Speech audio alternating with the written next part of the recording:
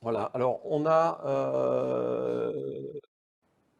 la session suivante qui arrive déjà et qui va nous permettre justement de garder cette thématique des grands assemblages comme sujet sur lequel maintenant on va pouvoir rentrer un petit peu plus dans le détail.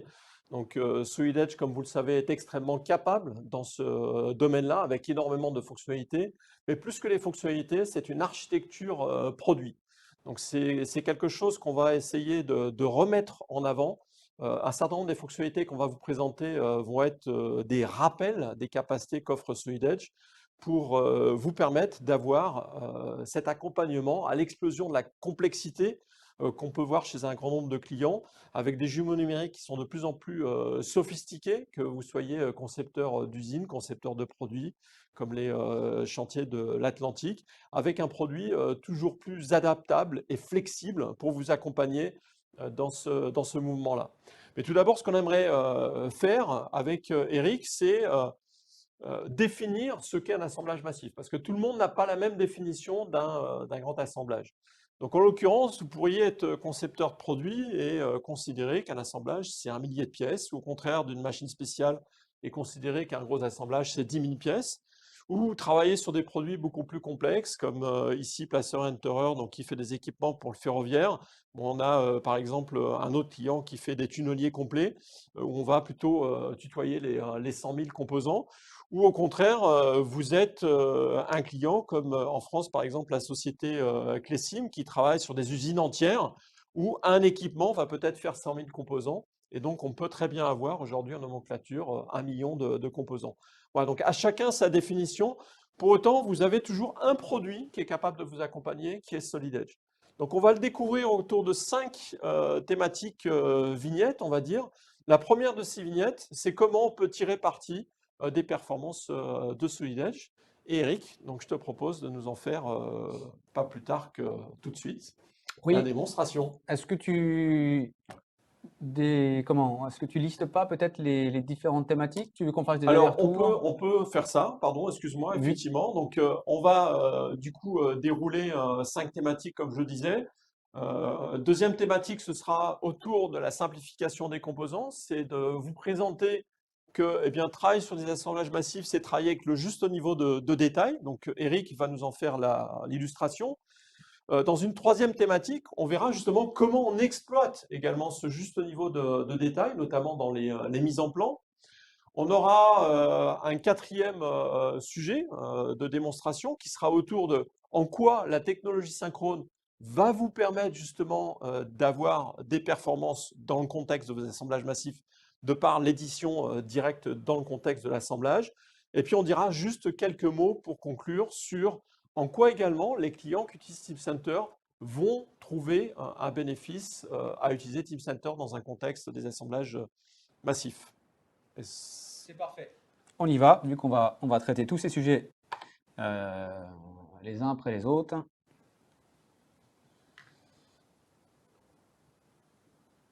Alors, c'est parti. Donc, pour traiter en fait ce sujet, donc, qui est la gestion des grands assemblages, ce que je voulais vous montrer donc, tout à l'heure, en fait, c'est l'ouverture, le nouveau mode d'ouverture, ouverture rapide, donc qui peut être actif par défaut, que vous pouvez après sélectionner à la demande. Vous avez ici toujours la sélection automatique. Et en fait, ce mode donc, permet d'ouvrir très rapidement des assemblages massifs. Donc ça, c'est vraiment très appréciable parce que des fois, on a juste besoin en fait d'ouvrir le modèle pour venir contrôler, vérifier. On n'a pas forcément besoin de tout charger. Mais cela dit, en fait, on ne veut pas nous ouvrir que le sous-ensemble parce qu'on a besoin de voir justement ce sous-ensemble dans le contexte. Donc ça, ce bulldozer qui mettait, on va dire, entre 1 minute et 1 minute 30, suivant les configurations, à s'ouvrir dans SolidEdge, aujourd'hui, bah, c'est 10 secondes, quoi. Donc ici, vous allez avoir directement un assemblage complet. Donc vous allez pouvoir accéder donc à l'ensemble des configurations. Donc si par exemple vous voulez une configuration spécifique sans les accessoires, ici bah, je vais pouvoir donc directement bénéficier de cet affichage. Alors en fait l'affichage, ce qui se passe, c'est qu'il est stocké dans le fichier, donc ce qui nous permet vraiment d'avoir ces temps de réponse extrêmement rapides. Si je veux avoir la maquette complète avec tous ces équipements et donc toutes les pièces, hein, parce qu'on parle de pièces simplifiées, d'assemblage simplifié. Là, vous pouvez voir que vous avez vraiment le détail complet au niveau de la maquette. C'est pas qu'une version ici simplifiée. Si je veux par exemple voir l'intérieur du bulldozer avec toute la partie motorisation, bon, bah, je vais pouvoir également le faire. Donc, vous aurez accès à tout un tas d'outils déjà dans ce mode aperçu. Vous allez pouvoir les naviguer dans l'arborescence. Et ici, moi, ce qui m'intéresse tout simplement, c'est aujourd'hui de travailler sur un des modules. C'est sur la cabine. Donc ici, lorsqu'on est sur le choix de cette configuration, donc soit en fait je pourrais directement charger ici ce qui m'intéresse, ou tout simplement choisir une configuration d'affichage et tout simplement éditer l'assemblage.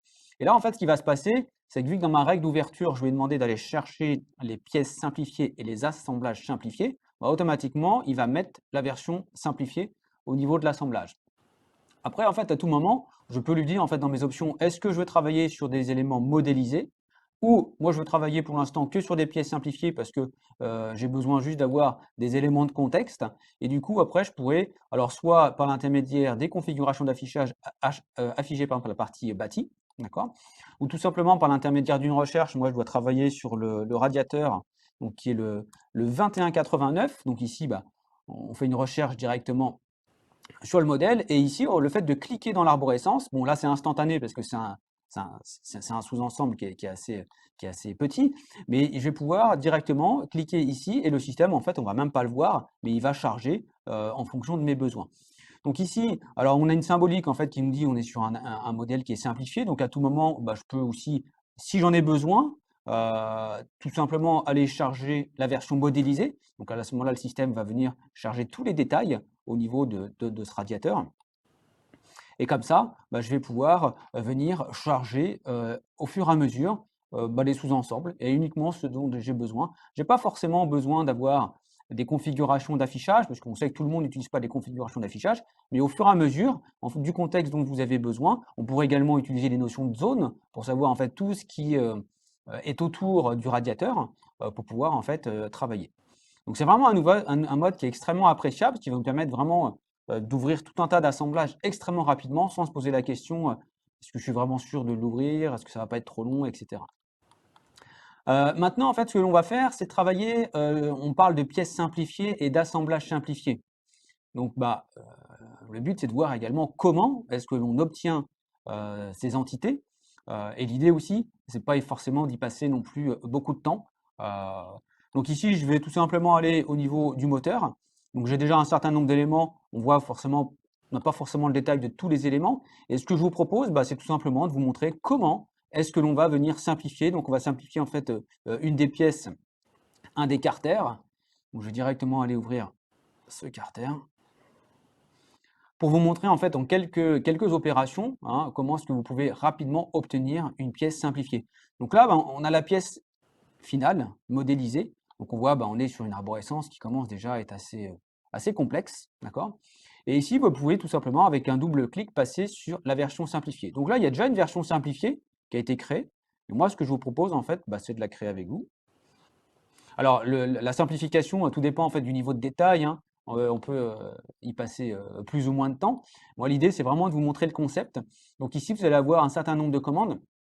Et une des premières commandes permet ici de venir simplifier et de supprimer des entités, donc soit des sélections de phases, de chaînes. Et ici, je vais pouvoir par exemple lui dire bah, supprime-moi cette fonction. Et une fonction qui est assez intéressante, une option qui est la capacité de reboucher.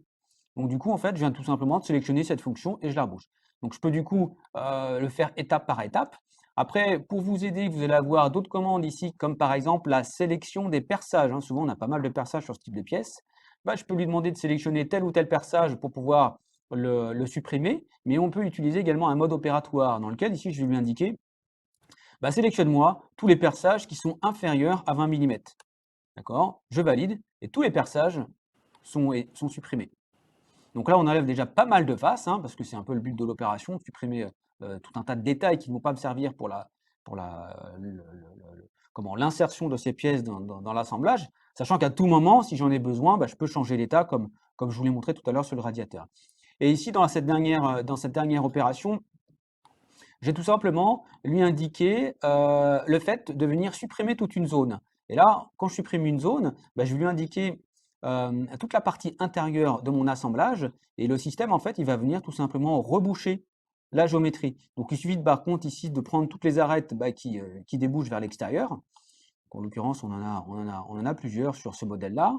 Ici, j'ai fait le tour. Et puis, pareil, sur la partie basse, ici, d'accord? Une fois que j'ai fait ça, je valide, je sélectionne une face qui est à l'intérieur, le système me montre toutes les faces qui sont concernées, toute la boucle, je valide,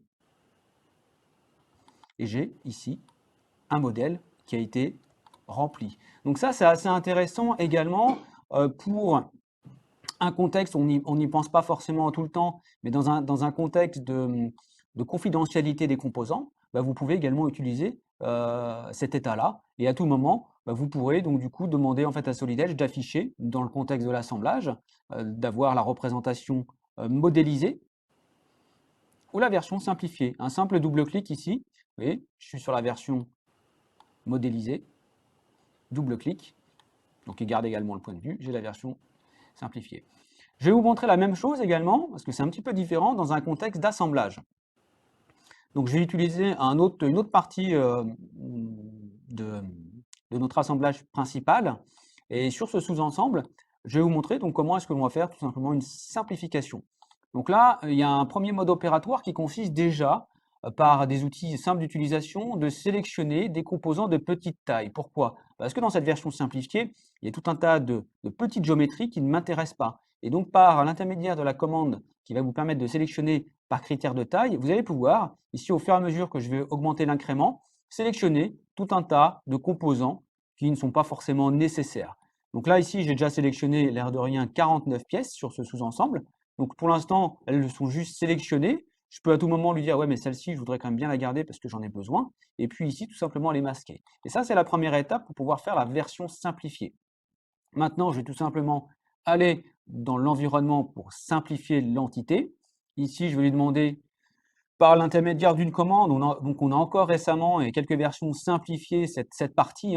Et donc, dans la simplification automatique, vous n'avez plus besoin de rien faire. Vous avez juste besoin de sélectionner l'élément concerné. Est-ce que vous voulez tout simplifier ou qu'une partie? Alors si, ce que je pourrais peut-être faire également, ici, je vais lui demander de supprimer, j'ai tout ici une zone intérieure, je peux masquer carrément le sous-ensemble. Et ici, je vais lui demander, voilà, fais-moi une simplification auto. Alors, il y a deux options dans l'algorithme. Je valide. À ce moment-là, qu'est-ce qu'il va faire? Il va tout simplement venir créer un corps. Il va fusionner toutes les entités, toutes les pièces pour vous donner un seul corps. Après, cette pièce-là, vous pouvez également l'utiliser pour des soucis de confidentialité. En tout cas, ça va bien sûr considérablement simplifier. Et ici, dans l'algorithme, vous pouvez également activer cette option. La grosse différence, c'est qu'ici, il va venir combler et boucher tous les trous. Et donc ici, tout ce que j'ai fait tout à l'heure manuellement sur la pièce, il va venir remplir tout l'intérieur. Donc ce qui fait que si je quitte cet environnement, je vais revenir sur l'état modélisé, d'accord? Et je vais faire chose qu'on n'a pas trop l'habitude de faire, mais bien pour illustrer les différences, je vais un petit peu déplacer la maquette initiale avec la maquette finale. Voilà. Pour vous montrer, voilà, en quelques clics, comment est-ce qu'on est passé de cette version-là à cette version-là. Si je fais par exemple une coupe dynamique,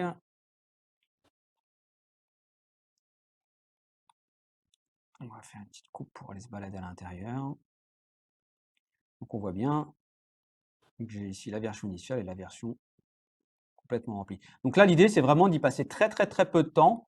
Et donc avec ces quelques fonctions, vous obtenez très rapidement une version simplifiée. Alors, je vais fermer tout ça. Je vais revenir au niveau de l'assemblage. Et maintenant, on va traiter la partie, comme l'a évoqué Pascal, la partie mise en plan. Donc pour la partie mise en plan, donc là je vais faire la mise en plan du bulldozer, mais la version donc complète du bulldozer. Je ne vais pas faire la mise en plan de ce que je vois à l'écran, parce que là c'est juste une configuration d'affichage.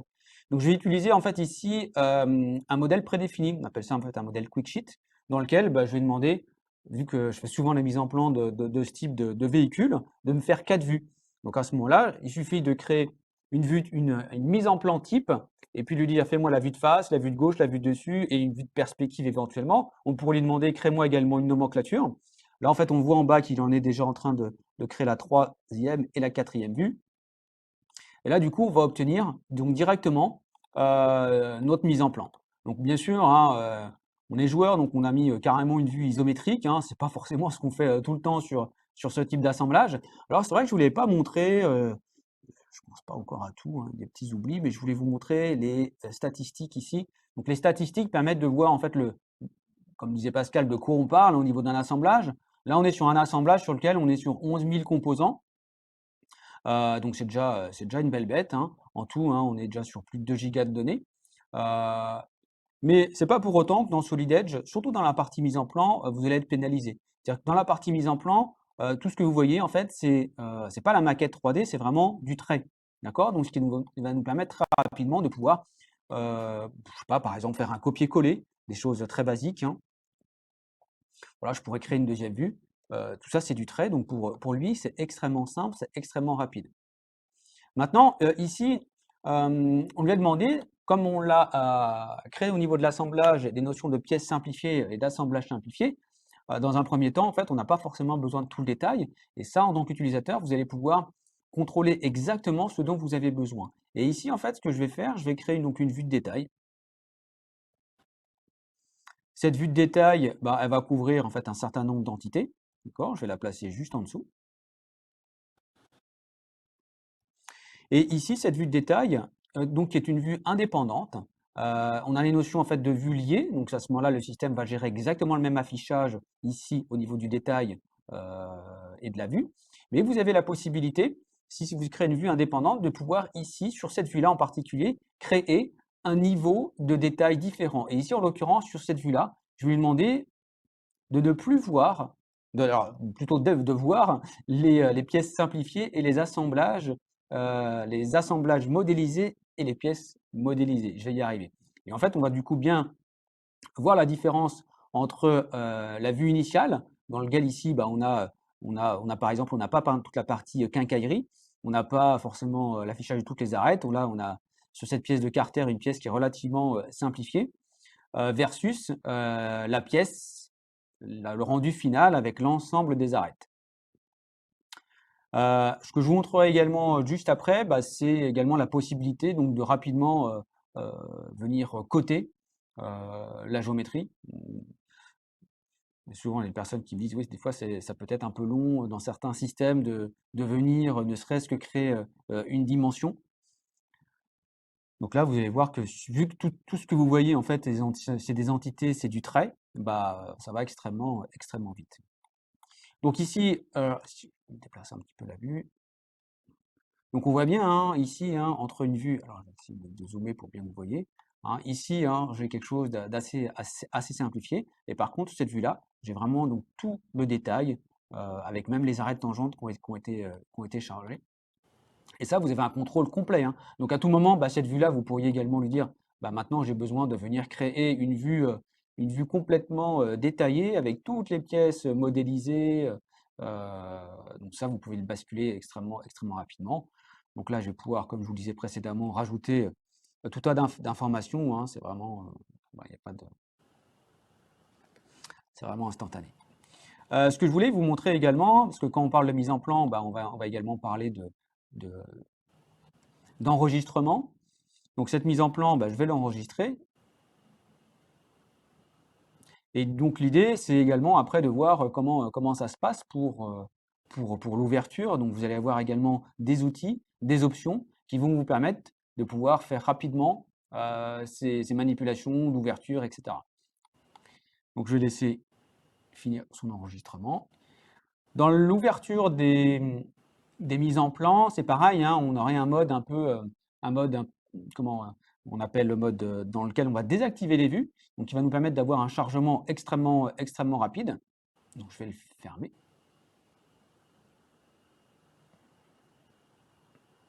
Voilà, si je passe par la commande d'ouverture, on va lui demander d'afficher les mises en plan.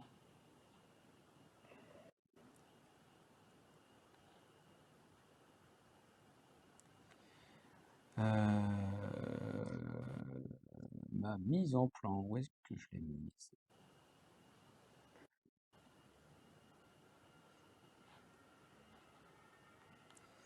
Ah oui, d'accord, je l'ai enregistré pas du tout au bon endroit, c'est pas grave. Donc cette mise en plan, voilà. Donc ce que je voulais vous montrer en fait, c'est mode d'ouverture. Donc vous pouvez en fait avoir un mode d'ouverture extrêmement rapide. Ici, je vais désactiver. Donc si je désactive en fait le contenu des vues, vous avez un chargement qui est instantané. Donc là, en fait, vous avez un message qui vous dit effectivement que toutes les commandes ne seront pas actives. Mais moi, souvent, j'ouvre cette mise en plan. Pourquoi? Bah, j'ai besoin de contrôler un certain nombre de choses. J'ai besoin de venir prendre quelques mesures. Donc là, vous avez toutes les commandes pour venir prendre des mesures, vérifier un certain nombre d'éléments, de paramètres. Et ça, on n'a pas envie d'attendre des fois pour juste faire ce type d'opération. Alors, à contrario, hein, si je rouvre cette mise en plan, bon, pour dire que c'est pas non plus, on va pas attendre 1 heure à l'ouverture d'une mise en plan, hein. Si je l'ouvre en mode classique, hein, cette mise en plan, ça va prendre une dizaine, une vingtaine de secondes peut-être, mais c'est quelque chose qui est extrêmement rapide. Et comme je le disais tout à l'heure, en fait, si ça s'explique, c'est pas tout simplement le fait que ce qui est chargé, en fait, c'est vraiment toute la partie entité, la partie trait. Donc, bien sûr, il y a un contrôle au niveau de l'affichage et des données 3D, mais ça se trouve très rapidement et vous allez avoir donc du coup la version complète qui est chargée. Donc, un petit message qui me dit que j'avais pas tout à l'heure mis à jour ces deux vues-là, mais voilà, j'ai ici de nouveau donc la version complète et là avec toutes les commandes qui sont disponibles. Je ferme et je vais continuer sur le quatrième point qui était comment exploiter donc la partie synchrone dans des contextes de grands assemblages. Là, je vais utiliser en fait une autre usine, un autre grand assemblage parmi les assemblages que l'on possède. Donc, vous voyez, là, pareil, c'est quelques secondes pour ouvrir en fait un assemblage dans lequel on a quand même déjà un niveau de détail qui est assez important, une maquette assez complète, donc dans lequel on a toute une usine. Et ici, je vais sur cette usine non pas travailler sur la totalité de mon projet, mais je vais pouvoir facilement dire tiens, je vais prendre la partie bâtie, plus par exemple ici aujourd'hui dans ma mission, c'est de m'occuper de cette zone de l'usine. Je vais tout simplement afficher uniquement ce qui m'intéresse et puis lui demander OK, tu me charges ce qui est à l'écran. Donc du coup, le chargement, il est instantané, parce que je n'ai pas eu besoin de charger et je chargerai si j'ai besoin au fur et à mesure.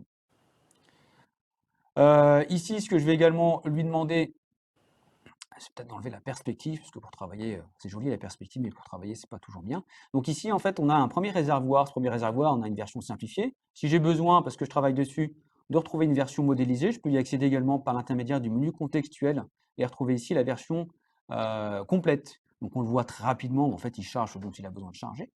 Et ici, je vais pouvoir retrouver notre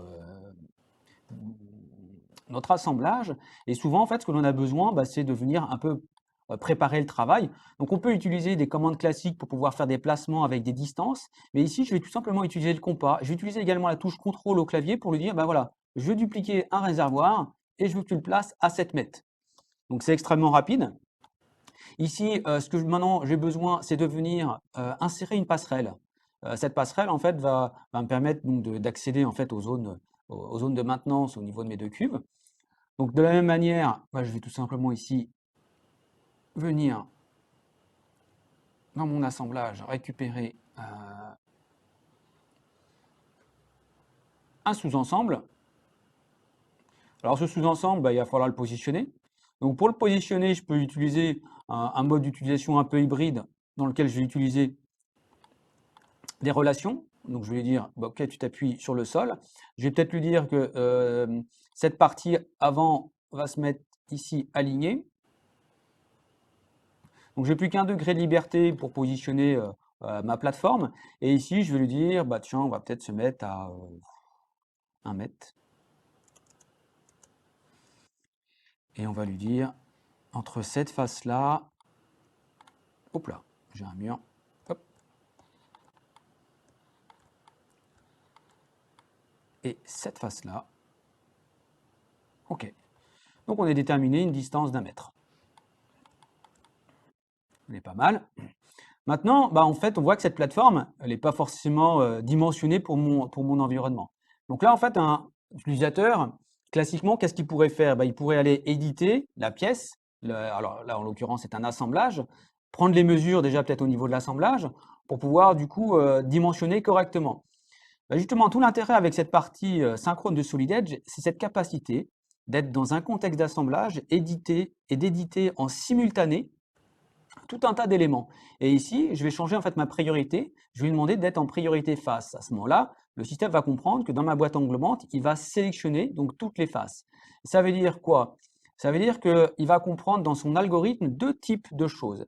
Si je sélectionne l'ensemble des faces d'un composant, il va comprendre qu'il faut déplacer le composant parce que toutes ces faces sont sélectionnées. Et à contrario, si je prends par exemple les extrémités des profilés, et du coup que j'indique une distance pour garantir par exemple la distance d'1 mètre entre les deux pieds, et il va comprendre qu'il va falloir tout simplement adapter et donc modifier la pièce. Donc ici, pour être bon du premier coup, qu'est-ce que je fais? Je déplace ici mon origine, d'accord? Je vais indiquer ici que je veux une distance d'1 mètre, d'accord?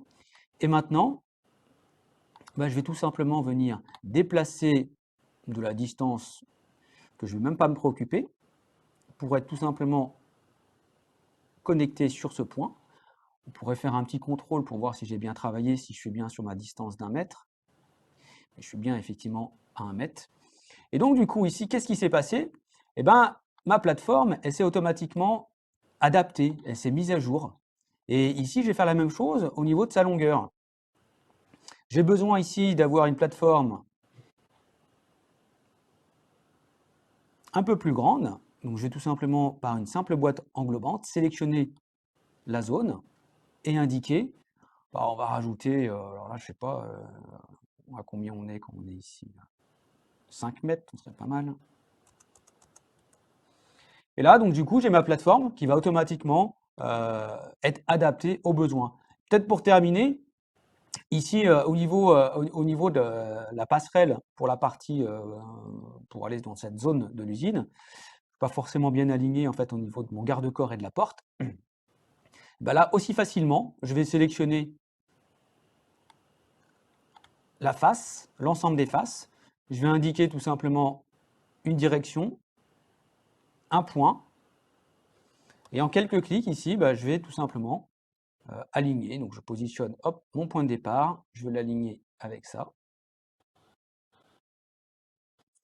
Et terminé. Donc je vais maintenant, j'ai créé en fait l'alignement. Alors ça en fait pour vous dire que si demain on vous dit mais non mais en fait la porte il faut la modifier également, il faut la déplacer, à tout moment en fait je pourrais reprendre également l'ensemble des données. Ici je vais prendre la porte plus l'ouverture au niveau du garde-corps et ici je pourrais tout simplement lui dire ok, je me déplace par exemple d'1 mètre. Donc voilà en fait pour répondre à cette question, comment est-ce que la partie synchrone peut vous aider à rapidement travailler sur des assemblages complexes. Et ça effectivement, hein, si vous deviez refaire ce scénario, ce workflow au niveau de cette passerelle-là, probable qu'on y passe un peu plus de temps sur des méthodes traditionnelles sans utiliser la partie synchrone. J'avais une dernière chose, je suis comment? Je suis pas mal, ouais, on est pas mal. Ce que je voulais également vous montrer, ici, je ne vais pas prendre le temps de tout fermer. Dans la notion de simplification également, donc des fois, alors ça c'est un fichier parasolide. Le fichier parasolide en fait qui peut être une géométrie du commerce, issue du commerce. Et en l'occurrence ici, je vais ouvrir cet assemblage-là. Alors j'ai activé une option pour que ce parasolide en fait soit ouvert en tant que composant interne, hein, une des nouvelles fonctionnalités. Alors on pouvait le faire déjà en version 2021. Mais vu qu'on met encore plus de possibilités sur les assemblages internes, ici, l'intérêt, c'est d'avoir une seule référence, d'accord? Un seul assemblage à gérer. Et du coup, en fait, tous ces éléments-là ne seront pas des pièces créées sur le disque, mais qui feront partie intégrante de l'assemblage. Néanmoins, vous pourrez faire des mises en plan complètes, détaillées, comme si c'était un assemblage classique.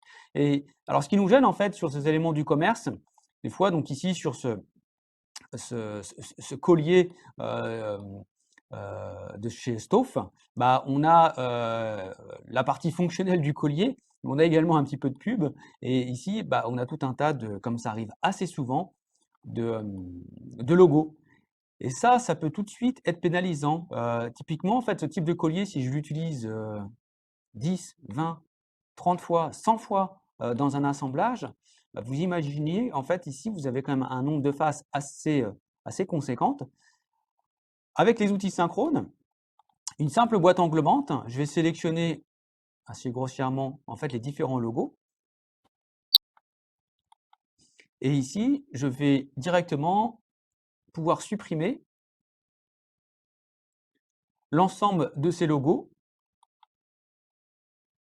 Alors, on a peut-être un que j'ai peut-être mal sélectionné, mais juste par une simple sélection, et le système en fait va directement, voilà, il va directement aller dans chaque pièce faire la suppression. Ce qui était quand même assez, ce qui pouvait être assez compliqué sur ce modèle-là, c'est qu'en fait on avait ici une pièce, deux pièces, trois pièces. On pourrait se dire, bah, il va falloir que j'édite sur chaque pièce où j'ai le logo pour pouvoir en fait le supprimer. Bah non, en fait en quelques clics ici, bah, vous avez directement fait cette suppression. Et cet exemple qui conclut cette démonstration sur le traitement des grands assemblages dans Solid Edge. Merci Eric beaucoup pour cette présentation. Moi, je voulais juste rappeler une petite chose parce que tu parles beaucoup, ce qui est très très bien pour expliquer ce qui est fait. Et je voulais juste rappeler à nos auditeurs que toutes les éditions, par exemple synchrone que tu as fait, ça se fait en 2 clics. C'est-à-dire qu'on est Oui, obligé de prendre beaucoup de temps pour expliquer ce qu'on fait. Mais lorsque vous mettez en œuvre ces fonctionnalités, c'est ouais. instantané, c'est extrêmement rapide et productif. Donc, on a parlé tout à l'heure de synchrone ordonné. Vous avez encore une fois une très belle illustration Mm. au travers de la présentation qu'a fait Eric, des capacités fantastiques que vous offre la technologie synchrone dès lors qu'on va parler de performance, de rapidité et d'agilité. Il y a donc un dernier point, alors qu'on va malheureusement raccourcir parce qu'on a déjà dépassé un tout petit peu l'horaire par rapport au premier sujet. Donc je vais simplement vous faire peut-être un commentaire oral sur ce qu'on voulait tout à l'heure vous dire concernant les grands assemblages dans un contexte Team Center. Les grands assemblages dans le contexte Team Center, c'est utiliser toutes les capacités, en particulier que Solid Edge offre au niveau de la technologie de cache qui est implémentée donc, avec la solution Embedded Client qui est notre connecteur Team Center pour Solid Edge. Donc, c'est quoi les performances des grands assemblages dans un contexte Team Center? Alors, d'ailleurs, avant de détailler, j'ai ici, vous avez sur le site Team Center X, pardon. C'est juste pour dire Team Center X, c'est la version cloud de Team Center. Si vous n'avez pas la capacité ou l'envie de déployer vous-même Team Center sur vos infrastructures, aujourd'hui, vous pouvez contacter votre partenaire pour qu'on déploie Team Center dans une infrastructure cloud qui sera mise à votre disposition. Je referme cette parenthèse. Donc, ouvrir un gros assemblage qui est dans Team Center, là où on va avoir un bénéfice, encore une fois, en termes de performance, c'est à plusieurs plans. Tout d'abord, vous allez pouvoir naviguer depuis Solid Edge sur vos différents projets dans Team Center de manière très rapide. Vous allez pouvoir consulter une nomenclature depuis Solid Edge, encore une fois, d'un produit en fonction, alors je vais employer des termes qui ne parleront qu'au client Team Center, mais en fonction, par exemple, d'une règle d'ouverture, vous allez pouvoir comparer éventuellement des nomenclatures avant les ouvrir. Vous allez pouvoir sélectionner dans un assemblage extrêmement complexe, d'une centaine de milliers de composants, par exemple, peut-être le produit qu'on a ici à l'écran, vous allez pouvoir dire, avant d'ouvrir cet assemblage depuis Team Center, donc quels sont les composants que vous voulez effectivement charger, ceux que vous ne voulez pas charger. Donc vous allez gagner en performance, ce qui vous donnera tout à fait la possibilité plus tard dans votre processus de conception de récupérer ces données-là. Ce cache que vous allez avoir, il peut être unique ou vous pouvez avoir plusieurs caches. Donc vous pouvez tout à fait même télécharger en amont une maquette numérique complète de votre machine depuis Team Center sur votre PC, donc dans votre cache. Vous pouvez éventuellement extraire préalablement même des données par ce mécanisme-là. Et vous pouvez même donc vous déconnecter de Team Center et ne travailler que sur votre PC parce que vous êtes en déplacement, dans le train, en train de préparer un projet que vous voulez présenter à un client, en train de modéliser de nouveaux composants, en train de modifier des composants que vous avez extraits et de bénéficier des performances donc d'un assemblage en local. Voilà, on ne peut pas rentrer en détail, j'essaie d'en faire une description du coup beaucoup plus rapide. Et encore une fois, vous avez des partenaires ou si vous n'êtes pas encore client, revenez vers nous et on pourra vous détailler tout ça euh, plus en avant. Juste ce slide pour conclure sur tout ce qui vous a été présenté donc, dans cette session Grands Assemblages qui a malheureusement débordé, mais je pense que c'était extrêmement intéressant que Eric vous présente tout ce qu'il a montré. Donc vous allez avoir donc, toutes les capacités, notamment d'édition synchrone dans le contexte de l'assemblage qu'on a vu à la fin de la démonstration, ou tout ce qui va tourner autour de la simplification des pièces et des sous-ensembles, dont on va à la fois tirer profit lorsqu'on travaille sur la maquette 3D, ou dans la phase de mise en plan, puisque un plan généré, comme on l'a vu tout à l'heure, on peut très bien l'envoyer à un utilisateur dans l'entreprise qui n'aura pas besoin de charger le modèle 3D pour pouvoir visualiser dans Edge 2D Drafting, par exemple, ce plan sans difficulté. Alors, on a un petit peu débordé. Je vais peut-être me tourner vers toi, Eric, parce que comme tu assures également une grosse démonstration dans la session d'après, est-ce qu'on prend quelques minutes pour répondre à des questions? On a vu notamment qu'il y avait une question sur la création de la passerelle. Alors, la passerelle, en fait, il y avait une question sur comment est-ce qu'elle est, elle est créée. Alors, la passerelle, en fait, ça peut être un modèle importé, ça peut être une pièce modélisée en Solid Edge, peu importe. Sauf qu'en fait, si elle est importée ou si elle est faite dans Solid Edge, elle est faite en synchrone. Ou sinon, en fait, ça peut être un modèle ordonné, donc en fait, qu'on va convertir en mode synchrone. Mais quoi qu'il en soit, c'était en fait ce que vous aviez vu, c'est vraiment un assemblage donc, constitué de plusieurs pièces. C'est vrai qu'on pourrait croire des fois en synchrone, on sélectionne, on dit, on édite, on modifie une géométrie, mais derrière, c'est que des faces, c'est qu'une pièce. Non, là, c'était vraiment un assemblage avec toute la structure, une structure complète, avec la plateforme, les garde-corps, les escaliers.